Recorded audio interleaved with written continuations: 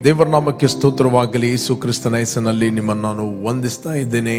ಬನ್ನಿ, ಅಪೊಸ್ತಲ ಪೌಲ ಹೇಳುತ್ತಾನೆ, ಶಿಲುಬೆಯ ವಿಷಯವಾದ ಮಾತು ನಾಶನ ಮಾರ್ಗದಲ್ಲಿದ್ದವರಿಗೆ ಅದು ಹುಚ್ಚು ಮಾತು, ನಮಗಾದರೂ ಅದು ದೇವರ ಶಕ್ತಿಯಾಗಿದೆ. Praise God. ಅಪೊಸ್ತಲ ಪೌಲ್ ಇಲ್ಲಿ 1 ಕೊರಿಂಥ 1:18 ಶಿಲುಬೆಯ ವಿಷಯವಾದ ಮಾತು, for the message of the cross. ಶಿಲುಬೆಯ ವಿಷಯವಾದ ಮಾತು, ಶಿಲುಬೆ ಅಲ್ಲ, ಶಿಲುಬೆಯ ವಿಷಯವಾದ ಮಾತು. ಆ ಶಿಲುಬೆಯಲ್ಲಿ ಏನಾಯಿತು, ಆ ಶಿಲುಬೆಯಲ್ಲಿ ಏನು ನಡೆಯಿತು, ಯಾಕೆ ಆತನು ಯೇಸು ಕ್ರಿಸ್ತನು ಶಿಲುಬೆಗೆ ಹೋದ,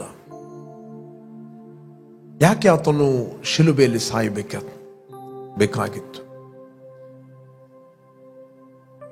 ಅನೇಕರ ಪ್ರಶ್ನೆ ಇರ್ತದೆ, ಶಿಲುಬೆಯಲ್ಲಿ ಸಾಯುವಷ್ಟು ಆತನು ಬಲಹೀನನ, ಅವನನ್ನೇ ರಕ್ಷಿಸಲಿಕ್ಕೆ ಅವನಿಗೆ ಆಗಲಿಲ್ಲ, ಇತರರನ್ನು ಹೇಗೆ ಆತನು ರಕ್ಷಿಸ್ತಾನೆ? ನಾವು ನೋಡ್ತೇವೆ, ಅಲ್ಲಿ ಅನೇಕರು ಹೇಳಿದ್ರು ಆತನು ಶಿಲುಬೆಗೆ ಹೋಗುವಾಗ, ಈತನಿಗೆ ರಕ್ಷಣೆ ಮಾಡಲಿಕ್ಕೆ ಆಗಲಿಲ್ಲ, how can he protect others? Right. ನಾವು ನೋಡ್ತೇವೆ, ಯೇಸು ಸ್ವಾಮಿಯ ಆಚೆ ಈಚೆ ಇಬ್ಬರು ಕಳ್ಳರಿದ್ದರು. ಒಬ್ಬ ಕಳ್ಳ ಒಂದು ರೀತಿ ಮಾತಾಡುತ್ತಾನೆ, ಮತ್ತೊಬ್ಬ ಕಳ್ಳ ಇನ್ನೊಂದು ರೀತಿ ಮಾತಾಡುತ್ತಾನೆ. ನಾವು ನೋಡ್ಲಿಕ್ಕೆ ಹೋದ್ರೆ ನಮಗೆ ಸಿಗ್ತದೆ 22ನೇ ಅಧ್ಯಾಯ 40ನೇ ವಚನ ನಂತರ 39ನೇ ವಚನ, ಲೂಕ್ ಚಾಪ್ಟರ್ 23ನೇ ಅಧ್ಯಾಯ 23-39.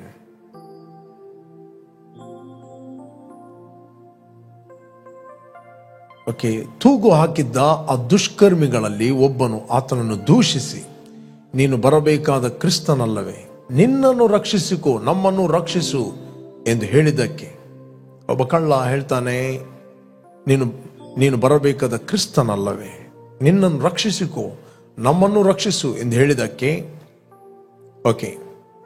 ಎರಡನೆಯವನು ಅವನನ್ನು ಗದರಿಸಿ, ನೀನು ಇದೇ ದಂಡನೆಯಲ್ಲಿರುವಾಗಲೂ ದೇವರಿಗೆ ಹೆದರುವುದಿಲ್ಲವೋ? ನಾವಂತೂ ನ್ಯಾಯವಾಗಿ ದಂಡನೆಯಲ್ಲಿದ್ದೇವೆ, ನಾವು ಮಾಡಿದ್ದಕ್ಕೆ ತಕ್ಕ ಪ್ರತಿಫಲವನ್ನು ಹೊಂದುತ್ತಾ ಇದ್ದೇವೆ, ಈತನಾದರೂ ಅಲ್ಲದೇನು ಮಾಡಲಿಲ್ಲ ಎಂದು ಹೇಳಿ, ಯೇಸುವೇ, ನೀನು ನಿನ್ನ ರಾಜ್ಯವನ್ನು ಪಡೆದವನಾಗಿ ಬರುವಾಗ ನನ್ನ ನೆನೆಸಿಕೋ ಅಂದನು. ನಾವು ನೋಡ್ತೇವೆ, ಇಲ್ಲಿ ಕಳ್ಳರು ಕೂಡ ಶಿಲುಬೆಯಲ್ಲಿ ಹಾಕಿದಾಗ ಒಬ್ಬನು ರೈಟ್ ಆಗಿ ಮಾತಾಡಿದ, ಒಬ್ಬನು ತಪ್ಪಾಗಿ ಮಾತಾಡಿದ, ಒಬ್ಬನು ಸ್ಪಿರಿಚುವಲಿ ಮಾತಾಡಿದ, ಒಬ್ಬನು ಶಾರೀರಿಕವಾಗಿ ಮಾತಾಡಿದ. ಅದಕ್ಕೆ ಅಪೊಸ್ತಲ ಪೌಲ ಹೇಳುತ್ತಾನೆ, ಶಿಲುಬೆಯ ವಿಷಯವಾದ ಮಾತು ನಾಶನ ಮಾರ್ಗದಲ್ಲಿದ್ದವರಿಗೆ ಅದು ಹುಚ್ಚು ಮಾತು, ನಮಗಾದರೂ ರಕ್ಷಣೆ ಮಾರ್ಗದಲ್ಲಿದ್ದ ನಮಗಾದರೂ ದೇವರ ಶಕ್ತಿಯಾಗಿದೆ. 1 Corinthians 1:18 ರೈಟ್. ಶಿಲುಬೆಯ ವಿಷಯವಾದ ಮಾತು ನಾಶನ ಮಾರ್ಗದಲ್ಲಿರುವವರಿಗೆ ಹುಚ್ಚು ಮಾತಾಗಿದೆ. ಯಾಕೆ ಹುಚ್ಚು ಮಾತು? ಇವತ್ತು ಶಾರೀರಿಕವಾಗಿ ಯಾರು ಯೇಸುವನ್ನು ನೋಡ್ತಾರೆ ಅವರೆಲ್ಲರಿಗೂ ಯೇಸುವಿನ ಕ್ರೂಜೆ ಅದು ಹುಚ್ಚು ಮಾತು. ಇವತ್ತು ಅನೇಕರು ಗೇಲಿ ಮಾಡುತ್ತಾರೆ, ಅನೇಕರು ಕ್ರಿಟಿಸೈಸ್ ಮಾಡುತ್ತಾರೆ, ತಮಾಷೆ ಮಾಡುತ್ತಾರೆ. ಎಂಥ ವ್ಯಕ್ತಿಯನ್ನು ನಂಬ್ತಾ ಇದ್ದೀರಿ? ಅವನನ್ನೇ ಅವನಿಗೆ ರಕ್ಷಣೆ ಮಾಡಲಿಕ್ಕೆ ಆಗಲಿ, ನಿಮ್ಮನ್ನೆಷ್ಟು ರಕ್ಷಿಸ್ತಾನೆ ಅವನು?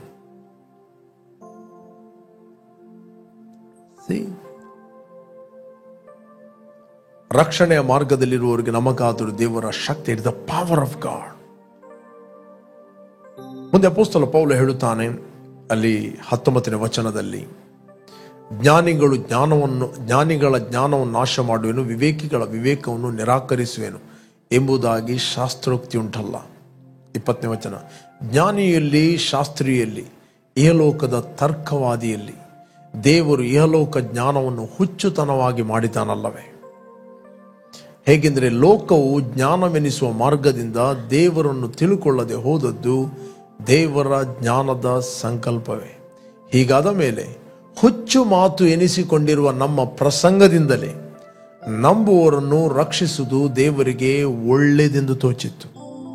ಹುಚ್ಚು ಮಾತು ಎನಿಸಿಕೊಂಡಿರುವ ನಮ್ಮ ಪ್ರಸಂಗದಿಂದಲೇ ನಂಬುವವರನ್ನು ರಕ್ಷಿಸುವುದು ದೇವರಿಗೆ ಒಳ್ಳೆಯದೆಂದು ತೋಚಿತು. Praise God. ಪ್ರಿಯರೇ, ಶಾರೀರಿಕ ರೀತಿಯಲ್ಲಿ ದ ಫ್ಲೆಶ್ ವಿಸ್ಡಮ್, ಪ್ರಾಪಂಚಿಕ ಜ್ಞಾನದಲ್ಲಿ ನಾವು ನೋಡಿದರೆ ಯೇಸು ಕ್ರಿಸ್ತನ ಶಿಲುಬೆ ಒಂದು ಹುಚ್ಚು ಮಾತು. ಬಟ್ ರಕ್ಷಣಾ ಮಾರ್ಗದಲ್ಲಿದ್ದವರಿಗೆ ಯೇಸುವೆ ದೇವರ ಶಕ್ತಿಯಾಗಿದ್ದಾನೆ. ಬೇರೆ ಯಾಕೆ ಯೇಸು ಕ್ರಿಸ್ತನು ಕ್ರೂಜೆಯಲ್ಲಿ ಸತ್ತನು? ಆತನು ಕ್ರೂಜೆಯಲ್ಲಿ ಸತ್ತದ್ದು ಅವನಿಗೋಸ್ಕರ ಅಲ್ಲ, ಆತನಿಗೋಸ್ಕರ ಸತ್ತದಲ್ಲ. ಒಂದು ಆತನ ತಪ್ಪಿನ ನಿಮಿತ್ತವಾಗಿ ಆತನು ಸತ್ತದಲ್ಲ. ಅಲ್ಲಿ ಇನ್ನೊಬ್ಬ ಕಳ್ಳ ಹೇಳುತ್ತಾನೆ, ನಾವಾದರೂ ನಮ್ಮ ದಂಡನೆಗೆ ತಕ್ಕ ನಾವು ಶಿಕ್ಷೆಯನ್ನು ಹೊಂದುತ್ತೇವೆ. ಇನ್ನೊಬ್ಬ ಕಳ್ಳನಿಗೆ ಹೇಳ್ತಾನೆ, ನೀನು ಈಗಲೂ ಕೂಡ ದೇವರಿಗೆ ಭಯ ಪಡುವುದಿಲ್ಲವೋ? ಏನೇನೋ ಮಾತಾಡ್ತಾ ಇದ್ದೆ. ಲಾಸ್ಟ್ ಮೂಮೆಂಟ್ ಈ ವ್ಯಕ್ತಿ ಏನು ಮಾಡಲಿಲ್ಲ, ಏನು ತಪ್ಪು ಮಾಡದೆ ದಂಡನೆಯನ್ನು ಹೊಂದುತ್ತಾ ಇದ್ದಾನೆ. ಪ್ರೇರೆ, ಯೇಸು ಕ್ರಿಸ್ತನು ದಂಡನೆಯನ್ನು ಹೊತ್ತುಕೊಂಡು ಹೋದದ್ದು ನನ್ನ ಮತ್ತು ನಿನ್ನ ದಂಡನೆಯನ್ನು ಹೊತ್ತುಕೊಂಡು ಹೋದ. Praise God. ದೇವರು ಸರ್ವಶಕ್ತನಾಗಿದ್ದಾನೆ. ದೇವರು ಸರ್ವಶಕ್ತನಾಗಿದ್ದಾನೆ. ದೇವರು ಸರ್ವವ್ಯಾಪಿಯಾಗಿದ್ದಾನೆ. ದೇವರು ಸರ್ವ ವಲ್ಲಭನಾಗಿದ್ದಾನೆ. ಸರ್ವಶಕ್ತ ಆತನಿಂದ ಆಗುವುದಿಲ್ಲ ಎಂಬುದು ಯಾವುದೂ ಇಲ್ಲ. ಸ್ಥಾನಿಕನಾದ ಯೋಹನನು ಹೇಳುತ್ತಾನೆ, ಅಬ್ರಾಮನ್ ನಮ್ಮ ಮೂಲ ಪುರುಷ ಅಂತ ನಂಬುತ್ತೀರೋ? ಈ ಕಲ್ಲಿನಿಂದಲೂ ದೇವರಿಗೆ ಅಬ್ರಾಮನಿಗೆ ಸಂತತಿಯನ್ನು ಉತ್ಪತ್ತಿ ಮಾಡಲಿಕ್ಕೆ ಆಗ್ತದೆ. He is a creator. He can create anything. God is so powerful. ದೇವರು ಭೂಮಿ ಆಕಾಶಗಳನ್ನು ಉಂಟು ಮಾಡಿದ ದೇವರು. ಆತನು ಸರ್ವಶಕ್ತನು. ಎರಡನೇದ್ದು, ಆತನು ಸರ್ವಜ್ಞಾನಿ. ಆತನು ನಿನ್ನೆ ಇವತ್ತು ನಾಳೆ ಏಕರೀತಿಯಾಗಿದ್ದಾನೆ. ಒಂದೇ ಸಂದರ್ಭದಲ್ಲಿ ಆತನಿಗೆ ಏನೆಲ್ಲ ನಡೀತಾ ಇದೆ, ಈ ಲೋಕದಲ್ಲಿರುವ 700 ಕೋಟಿ ಜನರ ಮನಸ್ಸಿನಲ್ಲಿ ಏನಿದೆ ಎಲ್ಲವೂ ಆತನಿಗೆ ಒಂದು ಕ್ಷಣದಲ್ಲಿ ಗೊತ್ತಿದೆ. ನಿನ್ನ ನಾಳೆ ಗೊತ್ತಿದೆ, ನಿನ್ನ ನಿನ್ನೆ ಗೊತ್ತಿದೆ. ದೇವರೇ ಆದಿಯು, ಆತನು ಅಂತ್ಯ. ಅದು ದೇವರು ಒಂದೇ ಸಾರಿ ಎಲ್ಲವನ್ನು ನೋಡುತ್ತಾನೆ. Praise God. ಎಲ್ಲವನ್ನು ನೋಡುತ್ತಾನೆ. ಆತನು ಸರ್ವಶಕ್ತ. ಆತನು ಪ್ರೀತಿ ಸ್ವರೂಪಿ. Is the God of love. ಅದಕ್ಕೋಸ್ಕರ ದೇವರಿಗೆ ಮನುಷ್ಯನು ಪಾಪ ಮಾಡಿದಾಗ, ಈ ಇಡೀ ಲೋಕದಲ್ಲಿ ನಾವು ಯಾರೆಲ್ಲ ಹುಟ್ಟಿದ್ದೇವೆ, ನಾವೆಲ್ಲರೂ ಒಬ್ಬ ಮನುಷ್ಯನ ಮೂಲಕ ನಾವು ಹುಟ್ಟಿದ್ದೇವೆ. One man. ಒಬ್ಬ ಮನುಷ್ಯನ ಮೂಲಕ, ಒಂದು ರಕ್ತದ ಮೂಲಕ ಎಲ್ಲಾ ಜನಾಂಗಗಳು, ಅವರವರ ಇರತಕ್ಕ ಕಾಲಗಳು, ಅವರವರ ಮೇರೆಗಳನ್ನು ದೇವರು ಮೊದಲೇ ನಿಷ್ಕರ್ಷೆ ಮಾಡಿದ್ದಾನೆ. ಓಕೆ. ಬಟ್ ದೇವರ ನಿಯಮ ಏನಂತ ಹೇಳಿದ್ರೆ, ಪಾಪ ಮಾಡಿದ ವ್ಯಕ್ತಿ ಅವನು ಸಾಯಬೇಕು. ದೇವರು ಯಾವತ್ತೂ ತನ್ನ ವಚನವನ್ನು ಬದಲಾಯಿಸುತ್ತಿಲ್ಲ. ಪಾಪ ಮಾಡಿದ ಪ್ರತಿಯೊಬ್ಬ ವ್ಯಕ್ತಿ ಸಾಯಲೇಬೇಕು. ಇದು ದೇವರ ನಿಯಮ. ದೇವರು ತನ್ನ ವಚನವನ್ನು ಬದಲಾಯಿಸುತ್ತಿಲ್ಲ. ಹಾಗಾದರೆ ಇಂತಹ ಪಾಪದಿಂದ, ಇಂತಹ ಒಂದು ಮರಣದಿಂದ, ಇಂತಹ ಒಂದು ಶಾಪದಿಂದ ನಮ್ಮನ್ನು ವಿಮೋಚಿಸುವವರು ಯಾರು? ಮರಣವನ್ನು ತಪ್ಪಿಸಲಿಕ್ಕೆ ಎಷ್ಟು ಹಣ ಕೊಟ್ಟರೂ ಸಾಲದು. 2 ಸ್ಕ್ರಿಪ್ಚರ್ ನಿಮಗೆ ತೋರಿಸ್ತೇನೆ. ಮತ್ತಾಯನ ಬರೆದ ಸುವಾರ್ತೆಯಲ್ಲಿ 16-26 ವಚನ. Matthew chapter 16:26. ಒಬ್ಬ ಮನುಷ್ಯನು ಲೋಕವನ್ನೆಲ್ಲ ಸಂಪಾದಿಸಿಕೊಂಡರು, ಪ್ರಾಣ ನಷ್ಟಪಟ್ಟರೆ ಅವನಿಗೆ ಪ್ರಯೋಜನವೇನು? ಅಥವಾ ಒಬ್ಬನು ತನ್ನ ಪ್ರಾಣಕ್ಕೆ ಏನು ಈಡು ಕೊಟ್ಟಾನು? ಈಡು ಅಂತ ಹೇಳಿದ್ರೆ ಏನು ಕ್ರಯ ಕೊಟ್ಟಾನು? ತನ್ನ ಪ್ರಾಣ ವಿಮೋಚನೆಗೆ ಆತನು ಏನು ಕ್ರಯ ಕೊಟ್ಟಾನು? For what profit it is to a man if he gain the whole world and lose his own soul? Or what will a man give in exchange for his soul? ಆತನ ಪ್ರಾಣ ವಿಮೋಚನೆಗೆ ಎಕ್ಸ್ಚೇಂಜ್ ಆಗಿ ಆತನು ಏನು ಕ್ರಯ ಕೊಟ್ಟಾನು, ಏನು ಈಡು ಕೊಟ್ಟಾನು? ಆತನು ತನ್ನ ಬಿಡುಗಡೆ ಮಾಡಲಿಕ್ಕೆ ಒಂದು ಗೋಲ್ಡ್ ಅನ್ನು ನೀವು ಒಂದು ಅಡವು ಅಂತ ಹೇಳ್ತಾರೆ, ಅದಕ್ಕೆ ಇಟ್ಟರೆ ನೀವಿಷ್ಟು ಹಣ ಕೊಡ್ತೀರಿ ಮತ್ತು ಅದನ್ನು ವಿಮೋಚಿಸ್ತೀರಿ. ಬಟ್ ಮನುಷ್ಯನ ಪ್ರಾಣ ವಿಮೋಚನೆಗೆ ಅನೇಕ ಭೂಮಿಗಳನ್ನು ಕೊಟ್ಟರೂ ವಿಮೋಚನೆ ಆಗುವುದಿಲ್ಲ.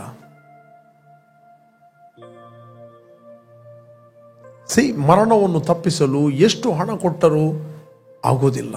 ಸತ್ಯವೇದ ಹೇಳ್ತದೆ, ಏನು ಈಡು ಕೊಡುತ್ತೆ? 49ನೇ ಕೀರ್ತನೆಯಲ್ಲಿ ಬರೆಯಲ್ಪಟ್ಟಿದೆ 9ನೇ ವಚನ, ಸಾಮ್ಸ್ 49. ಮರಣವನ್ನು ತಪ್ಪಿಸಿಕೊಳ್ಳುವುದಕ್ಕೆ ಎಷ್ಟು ಹಣ ಕೊಟ್ಟರೂ ಸಾಲುವುದೇ ಇಲ್ಲ. ಅಂತಹ ಪ್ರಯತ್ನವನ್ನು ನಿಷ್ಫಲವೆಂದು ಬಿಟ್ಟು ಬಿಡಬೇಕು. That he should continue to live eternally and not see the fate. Okay? For the redemption of their soul is costly and it shall cease forever. Costly. ಕನ್ನಡದಲ್ಲಿ ಇದೇ ವಚನ 8ನೇ ವಚನದಲ್ಲಿ ನಾವು ನೋಡ್ತೇವೆ. 8ನೇ ವಚನವನ್ನು ಓದಿ ನಮಗೆ ಸಿಗ್ತದೆ. ದೇವರಿಗೆ ಈಡನ್ನು ಕೊಟ್ಟು ಅವನ ಪ್ರಾಣವನ್ನು ಬಿಡಿಸಲಾರನು. ದೇವರಿಗೆ ಈಡನ್ನು ಕೊಟ್ಟು, ಏನು ಕಾಣಿಕೆ ಕೊಟ್ಟು, ಏನು ದೇವರಿಗೆ ಕೊಟ್ಟು ನಿನ್ನನ್ನು ನೀನು ಬಿಡುಗಡೆ ಮಾಡಲಿಕ್ಕೆ ಆಗೋದಿಲ್ಲ.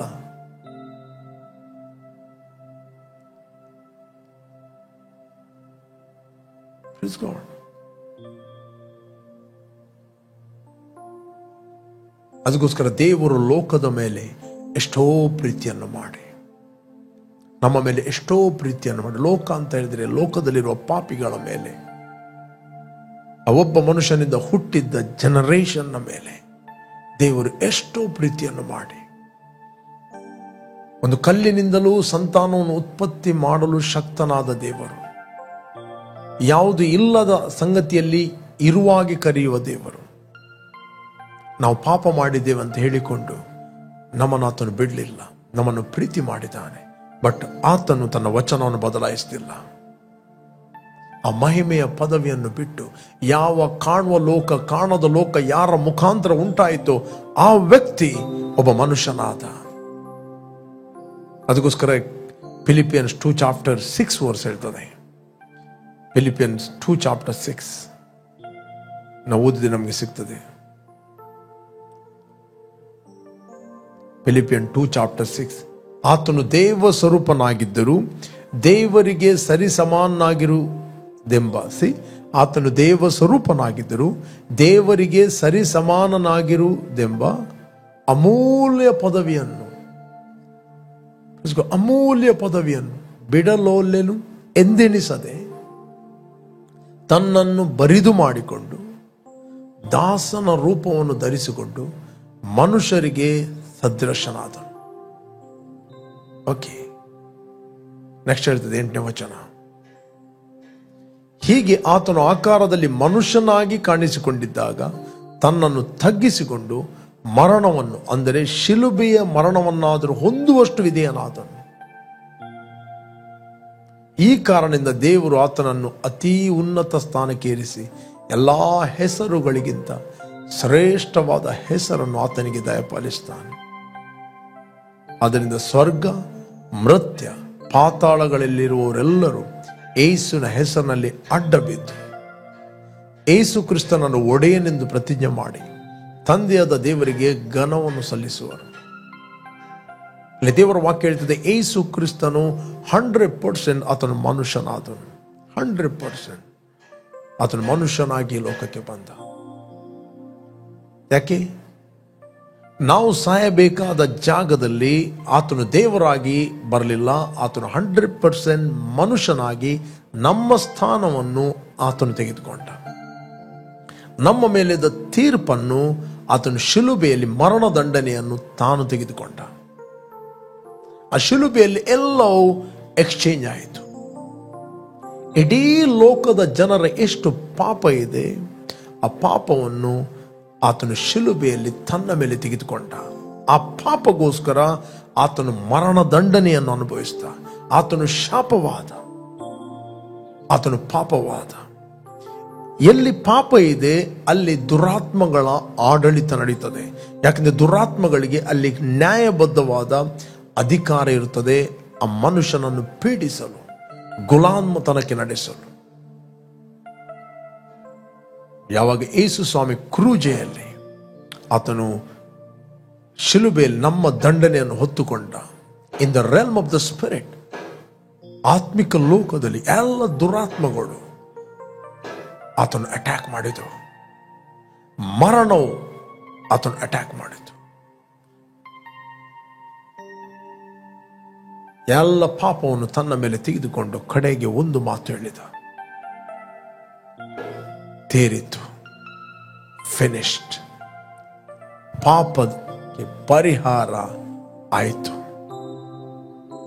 ಕ್ರೂಜೆಯಲ್ಲಿ ನಮ್ಮ ದಂಡನೆ, ನಮ್ಮ ಅಪರಾಧಗಳು, ನಮ್ಮ ಶಾಪಗಳು, ನಮ್ಮ ರೋಗಗಳು, ನಮ್ಮ ವ್ಯಾಧಿಗಳನ್ನು ಎಲ್ಲವನ್ನು ಆತನು ತನ್ನ ದೇಹದ ಮೇಲೆ ಹೊತ್ತುಕೊಂಡು ಹೋದ. ನಮ್ಮ ಅಪರಾಧಗಳ ನಿಮಿತ್ತವಾಗಿ ದೇವರು ನಮ್ಮನ್ನು ದಂಡನೆಗೆ ಒಪ್ಪಿಸಲಿಲ್ಲ, ದೇವರು ಆತನನ್ನು ದಂಡನೆಗೆ ಒಪ್ಪಿಸಿದ. Romans 4 chapter 25 verse, Romans 4 chapter 25 verse ಅಲ್ಲಿ ಹೇಳ್ತದೆ, 4 ಚಾಪ್ಟರ್ 25, ದೇವರು ಆತನನ್ನು ನಮ್ಮ ಅಪರಾಧಗಳ ನಿಮಿತ್ತವಾಗಿ, ಆತನ ಅಪರಾಧಗೋಸ್ಕರ ಅಲ್ಲ, ನಮ್ಮ ಅಪರಾಧ ನಿಮಿತ್ತವಾಗಿ ಮರಣಕ್ಕೆ ಒಪ್ಪಿಸಿಕೊಟ್ಟು ನಮಗೆ ನೀತಿವಂತನೆಂಬ ನಿರ್ಣಯ ಉಂಟಾಗುವ ನಿಮಿತ್ತ ಜೀವದಿಂದ ಎಬ್ಬಿಸ್ತಾನೆ. ಯಾವ ಯೇಸು ತೀರಿತು ಅಂತ ಪ್ರಾಣ ಬಿಟ್ಟು ಆತನ ಶರೀರ ಅಲ್ಲಿತ್ತು, ಆತನ ಪ್ರಾಣ ಅದು ಪಾತಾಳಕ್ಕೆ ಹೋಯಿತು. ಆತನ ಶರೀರ 3 ದಿನ ಅಲ್ಲಿ ಹೂಣಲ್ಪಟ್ಟಿತ್ತು. ಯಾವ ವ್ಯಕ್ತಿ ಪಾಪಿಯಾದ ವ್ಯಕ್ತಿ ಯಾವಾಗ ಆತನ ಶರೀರವನ್ನು ಬಿಟ್ಟು ಪಾತಾಳಕ್ಕೆ ಹೋಗ್ತಾನೆ, ಪಾತಾಳದಲ್ಲಿ ಮರಣ ಅಂದರೆ ಸೈತಾನನು ಆ ವ್ಯಕ್ತಿಯನ್ನು ಹಿಡಿತಾನೆ. ಬಟ್ ಬೈಬಲ್ ಹೇಳ್ತದೆ ಮರಣವು ಆತನನ್ನು ಹಿಡಿಯಲಿಕ್ಕೆ ಆಗಲಿಲ್ಲ. 2 ಚಾಪ್ಟರ್ 25 ವರ್ಸ್ ಅಪೋಸ್ತಲ ಪೇತ್ರನು ಪ್ರೀಚ್ ಮಾಡುತ್ತಾನೆ. ಅಪೋಸ್ತಲ ಕೃತ್ಯ 2 ಚಾಪ್ಟರ್ 24-25 ವರ್ಸ್, ಅಪೋಸ್ತಲ ಕೃತ್ಯ. ಆತನ ವಿಷಯದಲ್ಲಿ ದಾವೀದನು, ಕರ್ತನು ಯಾವಾಗಲೂ ನನ್ನ ಎದುರಿನಲ್ಲಿ ಇರುವುದನ್ನು ನೋಡಿದ್ದೇನೆ, ನಾನು ಕದಲದಂತೆ ಆತನು ನನ್ನ ಬಲಗಡೆಯಲ್ಲಿ ಇದ್ದಾನೆ. ಓಕೆ 24ರಿಂದ ಓದು, 24. ಓಕೆ, ಆತನನ್ನು ದೇವರು ಮರಣ ವೇದನೆಗಳಿಂದ ಬಿಡಿಸಿ ಎಬ್ಬಿಸಿದನು, ಯಾಕಂದರೆ ಮರಣವು ಆತನನ್ನು ಹಿಡಿಕೊಂಡಿರುವುದು ಅಸಾಧ್ಯವಾಗಿತ್ತು. Whom God raised up, having loosed the pains of death, because it was not possible that he should be held by it. ಆತನನ್ನು ದೇವರು ಮರಣ ವೇದನೆಗಳಿಂದ ಬಿಡಿಸಿ ಎಬ್ಬಿಸಿದನು. ಮರಣ ಮತ್ತು ವೇದನೆಗಳಿಂದ, ಪೇನ್ನಿಂದ ಆತನು ಎಬ್ಬಿಸಿದನು. ಯಾಕಂದ್ರೆ ಮರಣವು ಆತನು ಹಿಡಿಕೊಂಡಿರುವುದು ಅಸಾಧ್ಯವಾಗಿತ್ತು. ಮರಣ ಅಂದ್ರೆ ಯಾರು?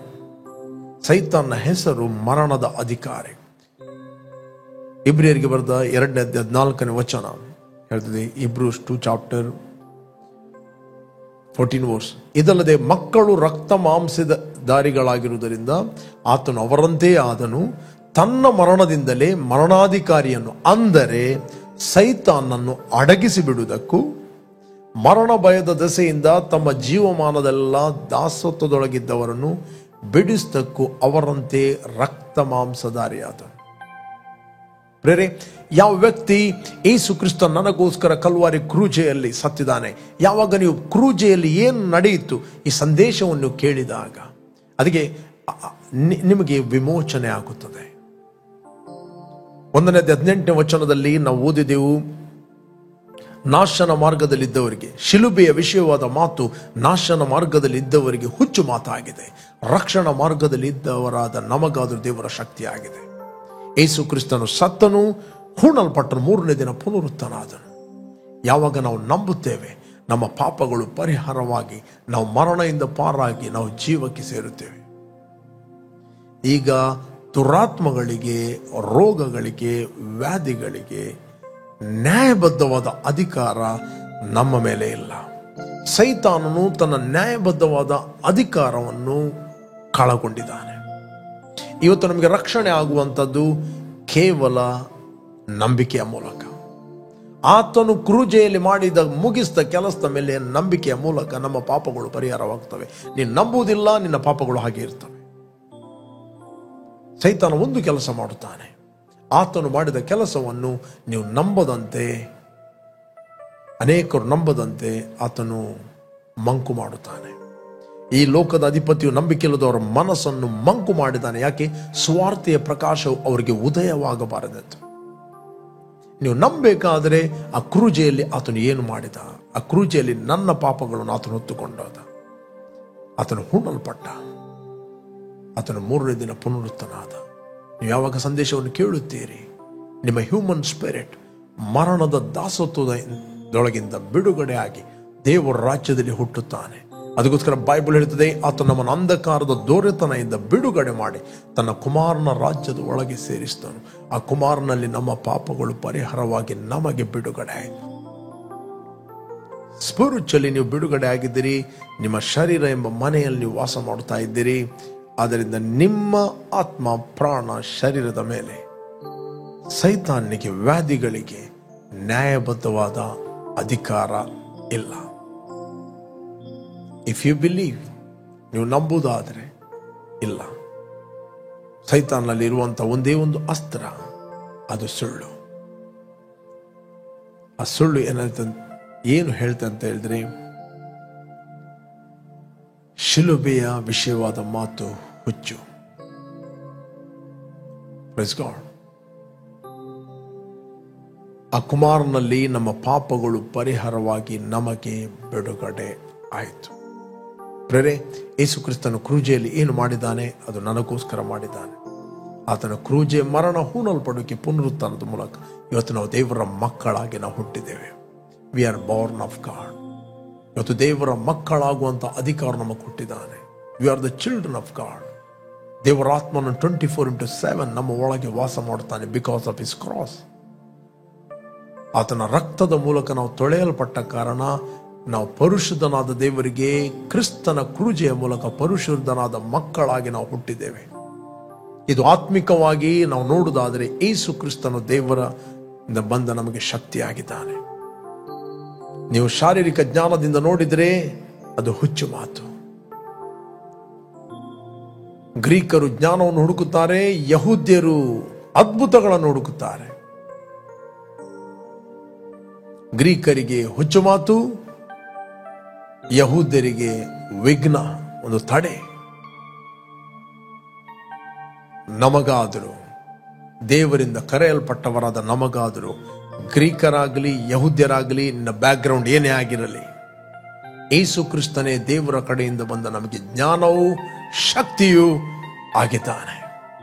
ಇದೇ ಬೈಬಲಲ್ಲಿ 21ನೇ ಕೊರಿಂಥ 1:23 ಹೇಳ್ತದೆ, ನಾವಾದರೂ ಶಿಲುಬೆಗೆ ಹಾಕಲ್ಪಟ್ಟವನಾದ ಕ್ರಿಸ್ತನನ್ನು ಪ್ರಚುರಪಡಿಸುತ್ತೇವೆ. ಇಂಥ ಕ್ರಿಸ್ತನ ಸಂಗತಿ ಯಹೂದ್ಯರಿಗೆ ವಿಘ್ನವು, ಅನ್ಯ ಜನರಿಗೆ ಹುಚ್ಚು ಮಾತು ಆಗಿದೆ. ನೆಕ್ಸ್ಟ್, ಆದರೆ ದೇವರಿಂದ ಕರೆಸಿಕೊಂಡವರು ಯಹೂದ್ಯರಾಗಲಿ ಗ್ರೀಕರಾಗಲಿ ಅವರಿಗೆ ಇಂಥವನು ದೇವರ ಶಕ್ತಿಯೂ ದೇವರ ಜ್ಞಾನವೂ ಆಗಿರುವ ಕ್ರಿಸ್ತನೇ. 25ನೇ ವಚನ, ಲೋಕದವರು ದೇವರಲ್ಲಿ ಯಾವುದನ್ನು ಬುದ್ಧಿಹೀನತೆ ಎಂದು ಎಣಿಸುತ್ತಾರೋ ಅದು ಮನುಷ್ಯರ ಜ್ಞಾನಕ್ಕಿಂತಲೂ ಶ್ರೇಷ್ಠ ಜ್ಞಾನವಾಗಿದೆ. ಅವರು ದೇವರಲ್ಲಿ ಯಾವುದನ್ನು ಬಲಹೀನತೆ ಎಂದು ಎಣಿಸುತ್ತಾರೋ ಅದು ಮನುಷ್ಯರ ಬಲಕ್ಕಿಂತಲೂ ಬಲವುಳ್ಳದಾಗಿದೆ. ಪ್ರೇರೆ, ಯಾರು ನೀವು ವಾಚ್ ಮಾಡ್ತಾ ಇದ್ದೀರಿ, ಇಷ್ಟವರೆಗೆ ಯೇಸುವನ್ನು ರಕ್ಷಕನು ಒಡೆಯನೆಂದು ನೀವು ಅಂಗೀಕಾರ ಮಾಡದಿದ್ದರೆ, it's the right time. Call Jesus in your heart.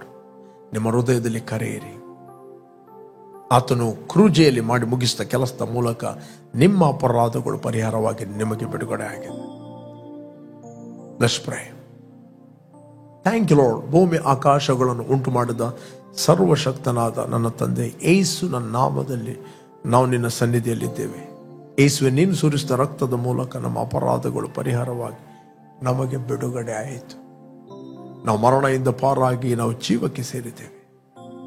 ನಾವು ಆರೋಗ್ಯವಂತ ದೇವರಿಗೆ ಕ್ರಿಸ್ತನಲ್ಲಿ ಆರೋಗ್ಯವಂತ ಮಕ್ಕಳಾಗಿ ನಾವು ಹುಟ್ಟಿದ್ದೇವೆ. We refuse to be sick, oh God. ನಾವು ರೋಗವನ್ನು ನಿರಾಕರಿಸ್ತಾ ಇದ್ದೇವೆ. ಶಾಪ ಸುಳ್ಳುಗಳನ್ನು ನಾವು ನಿರಾಕರಿಸ್ತಾ ಇದ್ದೇವೆ. ಯೇಸುವನ್ನು ಸತ್ತವರ ಒಳಗಿಂದ ಎಬ್ಬಿಸಿದ ಆತನ ಆತ್ಮನು ನಮ್ಮಲ್ಲಿ ವಾಸ ಮಾಡುತ್ತಾ ಇದ್ದಾನೆ. ನಮ್ಮಲ್ಲಿ ವಾಸ ಮಾಡುವ ಅದೇ ಆತ್ಮನ ಮೂಲಕ ನಮ್ಮ ಮೃತ್ಯ ದೇಹಗಳಿಗೆ ಜೀವ ಕೊಟ್ಟಿದ್ದಾನೆ. We thank you, Lord. We got the life and divinity of God in our spirit. ತಂದೆ, ಯಾರೆಲ್ಲ ವೀಕ್ಷಿಸ್ತಾ ಇದ್ದರು ಅವರ ಅಂತರ್ಯದಲ್ಲಿ ಎದ್ದೇಳಲಿ. ನಂಬುವರ ಹೊಟ್ಟೆ ಒಳಗಿಂದ ಜೀವಕರವಾದ ಹೊಳೆಗಳು ಹರಿತವೆ. ಪ್ರತಿಯೊಂದು ದೇಹಗಳು ನಾರ್ಮಲ್ ಆಗಿ ಫಂಕ್ಷನ್ ಆಗಲಿ. We speak, be healed now in Jesus' name. Amen, amen, amen, amen.